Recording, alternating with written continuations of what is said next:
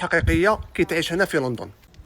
في الفيديو الجاي نبد لكم 10 حقائق مليحه كتعيش في لندن. في لندن تخدم بزاف وتصرف بزاف وتتهنى شويه، نصف الخلصه تاعك كامل تروح كرا والباقي تروح ترونسبور وماكله. في الكوزينه 4 جيران و4 ديانات والريحه ما نحكيلكش. الغربه الحقيقيه ماشي كتكون بعيد على بلادك، الغربه الحقيقيه كتعيش وحدك في وسط الناس. في لندن كاين صحبه مؤقته تعرفهم في الخدمه ولا وين تسكن ولا تجمعكم المصالح. شريق ديال تاع سمانه يخلص في يومين. في لندن تمشي بالزربه وتاكل بالزربه وتنسى اصلا عاشك تجري. تعيش في بلاد متقدمه بصح تحس روحك دائما متاخر. كي تعيش مع غاشي في دار وحده، النظافه في الكوزينه وفي الحمام انسى تبرا. في لندن تقدر تعيش مع ناس في دار وحده بصح ما تعرفش مين با اساميهم. الناس تشوف تصاورك في لندن تقول انت راك عايش، بصح انت كل ليله تخمم تقول واش جابني لهنايا واش راني هنا. تبني علاقات بصح كي تبدل دار ولا تبدل خدمه يختفيو العلاقات هذوما. لندن تعلمك الصبر بصح تسرق منك العمر.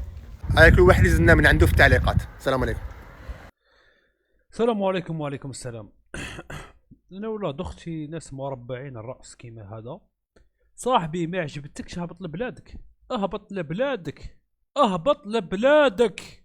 ما تكسرليش راسي، ما تكسرليش راسي. ما عجبتكش شريبي واهبط. واش قاعد دير لتما؟ انا والله يقلقوني هاد الناس.